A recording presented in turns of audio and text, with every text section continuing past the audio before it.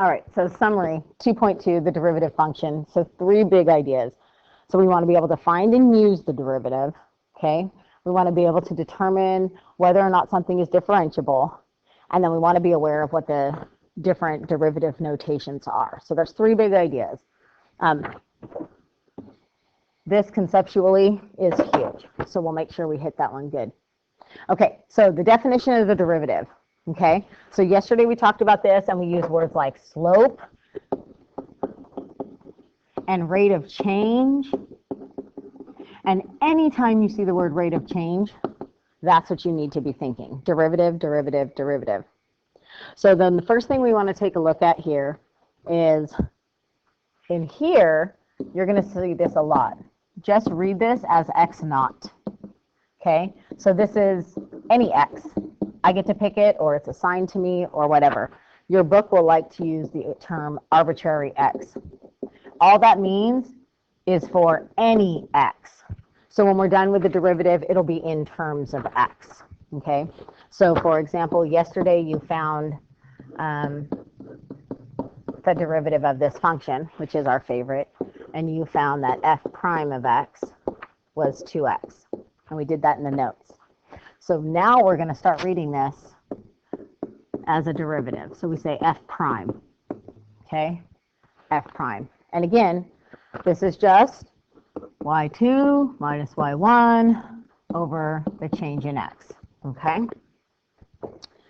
All right, so when we want to find the equation for the tangent line, we need to do a couple of things, and these are just steps that we want to follow. Again, this is just x comma y. We need to know what the original point on the original curve is, because that's going to go through our tangent line also. We need to know what the slope of the tangent line is. And then we have 2 options. This is just point slope form. And the second one is mx plus b. Okay, it's not written that way, but that's exactly what it is. Okay, so that's how we want to take a look when we're looking at these 2. Okay, so really review of Algebra 1. That's all we're doing. Okay, so we learned how to find the equation yesterday, not the equation of the tangent line so much as to find the derivative. Today we're going to focus on what do we do once we have that information. So one of the biggest and most important examples that we're going to use is instantaneous velocity. And we spend a ton of time going from distance and displacement to velocity and speed to acceleration. Okay, those are huge concepts. And so what we want to make sure we understand is that if this is a derivative, remember this is f prime, okay? And what we're saying is if the original function is a position function, so f of t is a position function. Your book doesn't use f of t, so I'm a little confused why they did it here, but they use this, s sub t. Okay, so in this case, those are equal. And so what we want to do now is we want to do an example from the book. Ironically, this is actually from yesterday's section. So right now, I need you to grab 2 things. Grab your calculator, graphing calculator preferred, because you're going to need that. And then the second thing I want you to do is grab your book. And go ahead and take your book and turn to page 142. I've got mine marked. Go to page 142, and we're going to actually do number 26, which is from the section 2.1. That's from last night's section. And so I'm actually going to talk through this entire problem because I think you need to hear it. So I'm going to read it, and then I'm just going to start working, okay? So number 26 says, an object is released from rest. Its initial velocity is 0. From the Empire State Building at a height of 1,250 feet above street level. See the picture, and you can look in your book. It's right there below the words. The height of the object can be modeled by the position function. Notice, look, it says s equals f of t is equal to 1250 minus 16t squared. And then I'm supposed to do 3 things, okay? So the first thing I want to do is go back, reread the problem, and write down all the knowns. So you can pause now and do this on your own, and then start it up again and then listen to me yabber on. Okay, so the initial height is at 1,250 feet. That's where I started, okay? And that was at t equals 0. And then I'm dropped, the object is dropped, And at any time, t, I can figure out where I am, or the object is, in its falling path using that equation. And then it says, so street level. So just a little picture in my head. I'm up here at 1250, and I'm going to fall down to 0. And at any place along that fall, I can use this equation. So it says to verify that the object is still falling at t equals 5 seconds. Well, let's find out where I am at 5 seconds.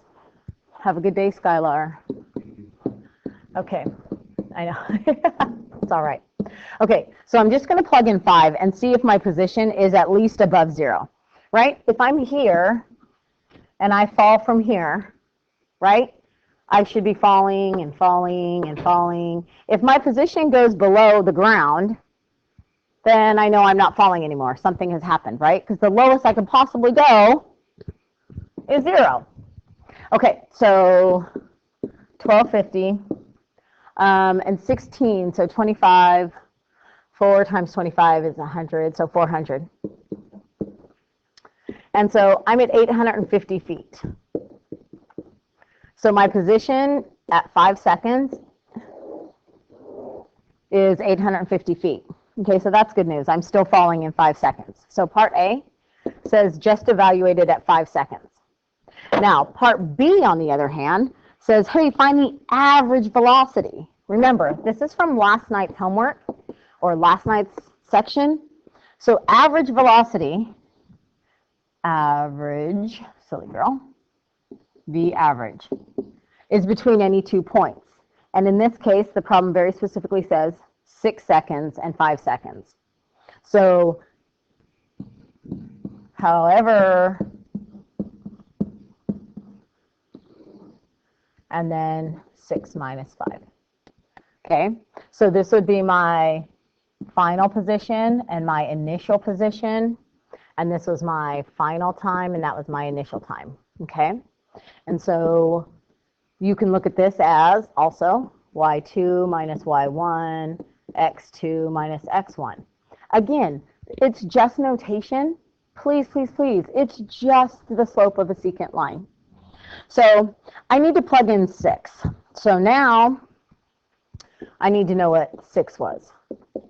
So that's going to be 1250. And notice this is off on the side of my paper, minus 16 times 6 squared. Well, 36 times 16. I'm going to go ahead and grab a calculator for that. So you can do the same thing. 36 times 16 equals, and I get 576. So I want to do 1250 minus that. And I'm going to get 674. So 674 minus 850. Miss Collins, you're so crazy. How can that be a negative number? Okay, think about it. Tell me why it's negative. We talked about it today in class. Which way am I moving? What kind of direction would that be? So at 5 seconds, I'm up here at 850 feet. And then at 6 seconds, I'm down here at 674 feet. Okay? Which direction did I travel from here to here? I traveled down. So I actually went down. Because I have the calculator, I'm going to just do it because I don't want to be wrong on tape. And so I went 176 feet in 1 second. Remember, these were measured in feet. It was given in the problem. Here it is. Time was between 6 seconds and 5 seconds. So the difference in time is 1 second. So I went in that second from 5 seconds to 6 seconds. I went negative 176 feet. Okay, but now part C is going to say, hey, now I want you to find the instantaneous. Now, there were 6 options you were given yesterday for notation and different format, so I'm going to use this one today.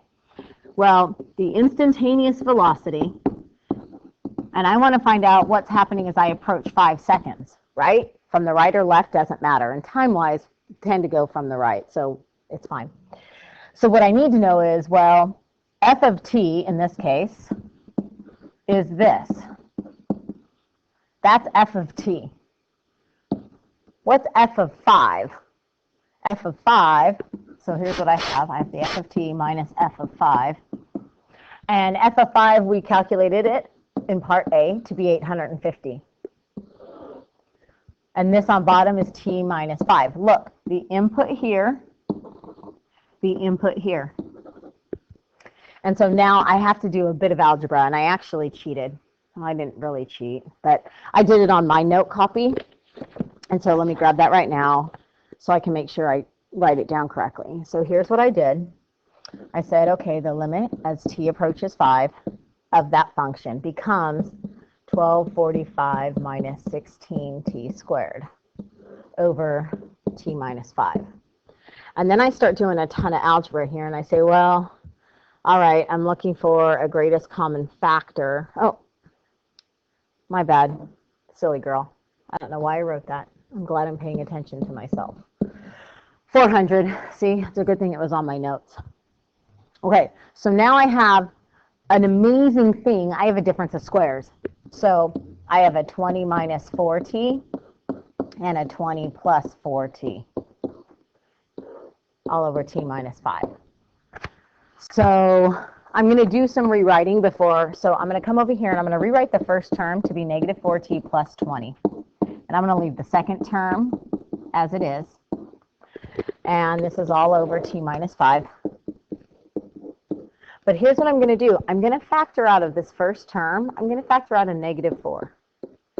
And I'm going to get a t minus 5, 4t plus 20, all over t minus 5. And now, remember, I was trying to plug in t equals 5, and I can't. So what I want to do is say, hey, thank you, section 2. Let's see, 1.2 would be section 1.2. I can eliminate that using algebra, and now I can just plug in 5. So 4 times 5 is 20.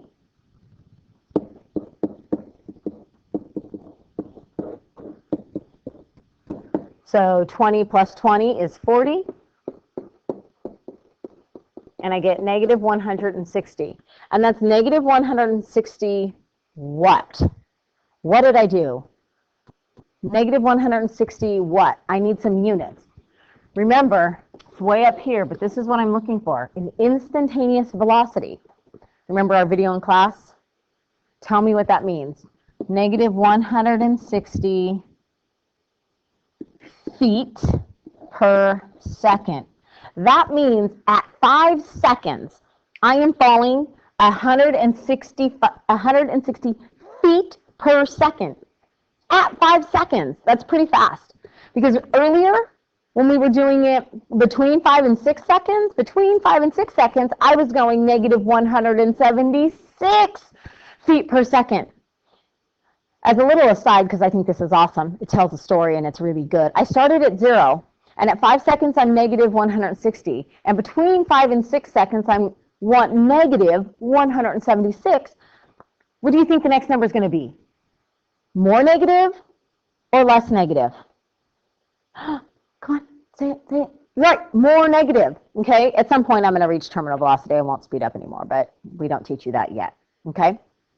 So that's going to finish the example. So now I've done all 3 parts for the instantaneous velocity, okay? Again, this is just one example of how we would actually use the derivative, okay? You can find the derivative already. You did that all through section 2.1. But now we're going to use it. So those instantaneous velocity problems, very, very good. Second big idea, I think I wrote it big enough, differentiability.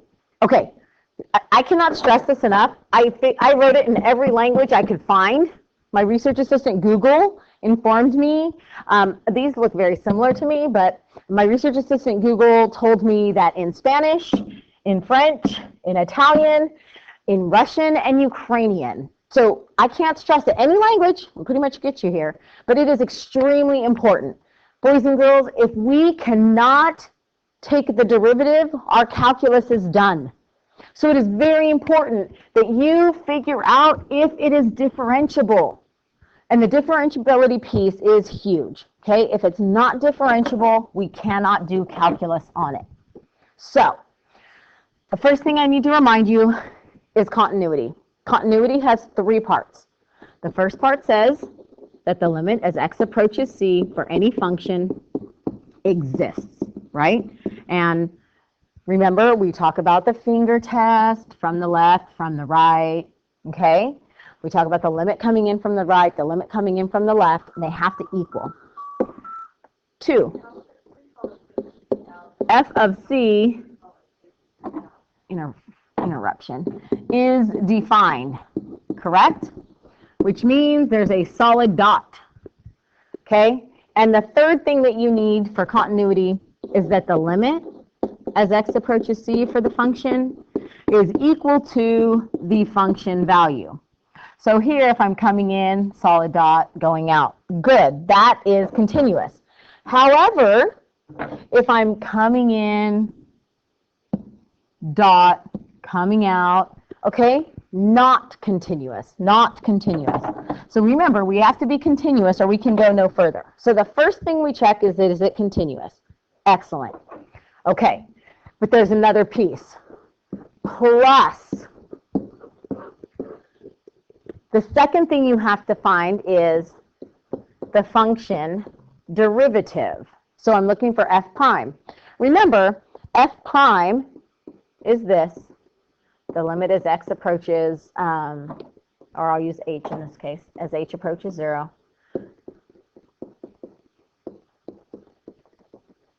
I'm just writing the notation so you can see. Remember, that's our derivative. So the derivative of x is equal to this. And what we're saying now is that as I approach some point, that the derivative evaluated at that point c is equal to this, okay?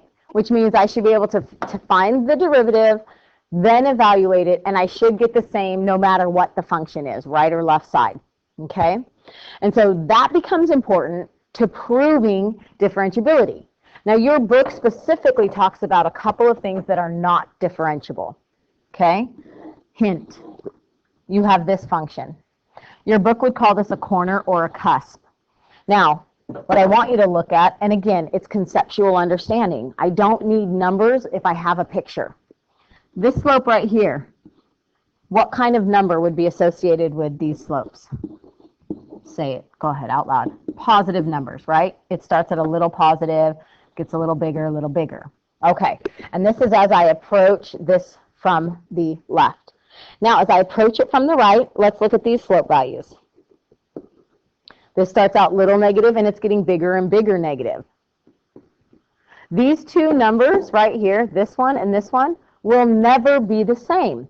This is not differentiable, okay? Another example, an absolute value.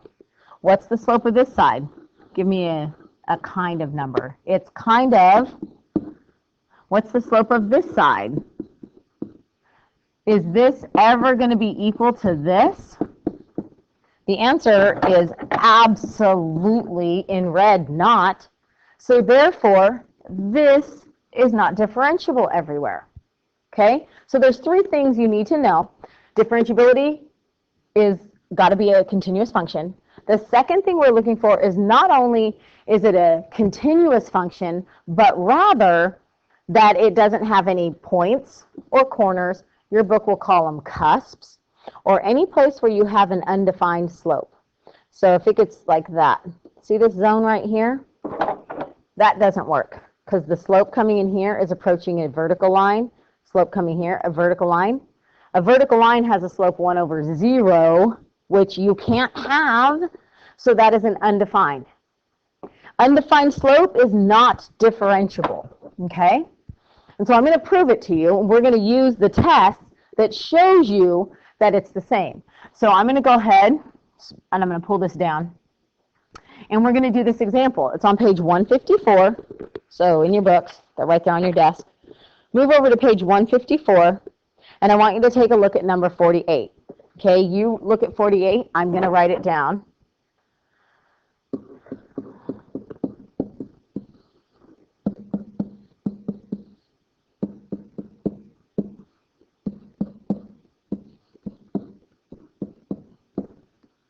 Okay, so I have a piecewise function. And the first thing to note is, remember, piecewise functions gave us trouble with continuity also. So if it's a point of contention, i.e. at x equals 1, we are changing rules, that's the place we need to look at. And so the question in number 48 simply says, show that it is continuous but not differentiable. Okay, so in order to be continuous, I have to look at the limit. So can I directly substitute 1 in here? And the answer is, yay! So the limit as x approaches 1 from the left, remember this is less than 1, so this is from the left, of x squared plus 2 is equal to 1 plus 2, which is 3. Okay? Now if I take a look at the limit as x approaches 1 from the right, remember, greater than 1 is from the right, that's that, of x plus 2, I get 1 plus 2, which is 3. Okay, so the left and right hand limit, so the limit as x approaches 1 of that function is equal to 3. Now, what's f of 1? Where am I going to be able to plug in 1? Where can I plug in 1? Yay, plug it in here, Miss Collins. Oh, wait, I already did that. Guess what? I got a function value of 3. So it has a limit. Check. It's defined at the value. Check. Third check is verbal. And look, is the limit equal to the function value? You can do that visually looking here. And the answer is yes. So now, continuous. So yay, continuous. Okay, so now I've done the check for continuity. But remember, differentiability says, hey, you need to look at the derivative. So now I'm going to scroll on down, and I'm just going to rewrite it so I can look at it here. Because now I'm checking specifically for differentiability. Okay? And this was x squared plus 2 and x plus 2. And this is x is less than or equal to 1, and this was x is greater than 1. And let's make sure Ms. Collins wrote it right. So I'm just going to x squared plus 2. Yes. Okay. So now, from the left, I'm going to just look at the left side. So I'm going to box this piece. And I want to find the derivative on the left. So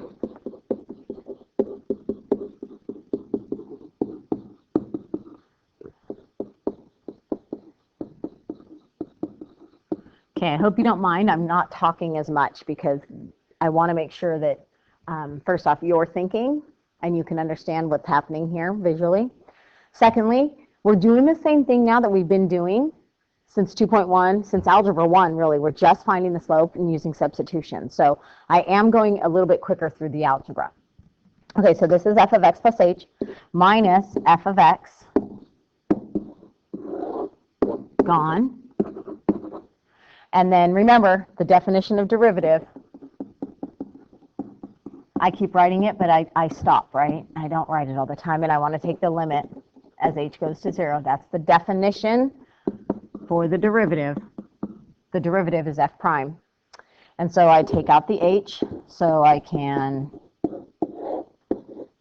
now I can let that go to 0, and I get 2x on the left. Okay, that's great. I get 2x on the left. Now, I'm going to come over and do the right. So I'm going to do the same thing on the right. So I need f of x plus h minus f of x, and I get h. Remember, over h. Ooh, holy moly, look at that. Okay, so when I come in, now I'm looking over here, when I come in from the left, I'm going to follow this rule for my derivative. But when I come in from the right, I'm going to follow this rule. Just look at it. Again, I'm not asking for exact values. There's no right, like I can't say it's differentiable here or not here. I'm not even doing any of that now. I'm only looking at 1. That's the one place I'm looking at. And look, is 2x equal to 1? And when I say equal, I mean, do they look the same? And the answer is no. No, because this value here from the left depends on x. At x equals 1, this is 2. At x equals 2, it's 4. At x equals 3, see, it's changing. But at x equals 1, there's the answer. It's 2 at x equals 1. This is a constant. It's always 1. Is 2 equal to 1? No. Now, if those derivatives are not equal, it is not differentiable. I am not able to differentiate it. Okay, I am not able. All right. And the last thing, hopefully, we're almost done here.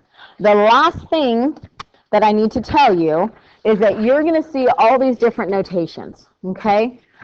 Please just remember that this is like an H. Okay? These are like H's. They're like H's. Now, the one thing I will tell you is with this one, you will see this, d dx. And what that means is derivative of with respect to x. Now, I can put any letter here. I could put a Y, I could put a P, I could put a Q, I could put a Z. It doesn't matter. But what we're saying is the derivative of any function with respect to x. That implies that x would be our input, okay?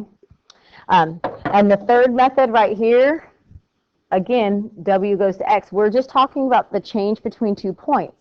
And so referring to yesterday's notes with our favorite curve, if I want to find it right here, I can start out here and I can draw these secant lines, and the closer those 2 dots get together, I can start with the dot here, and then I move it here, and then I move it here, and then I move it here. Remember, these x values are getting closer and closer to this x value. And that's, oops, sorry, I had to itch. And that's all this is saying right here, okay? That's what this is saying. You have 2 points. You want to move them close together. And so you're going to move 1 dot closer to the x. Your book also likes to use x naught here, okay? Which just means arbitrary x, any x. Okay, so you have now 2 sets of notes. You have 2 sets of examples. You have the examples from the textbook worked out by us on the 2.2 notes with the formal pictures from the book that's listed on Mr. Clinton's website. And then you have this little summary. The summary is actually, I think, a little longer because I worked the examples out. But if you need help doing any of the practice problems, this would be a good second resource, okay? All right, good luck.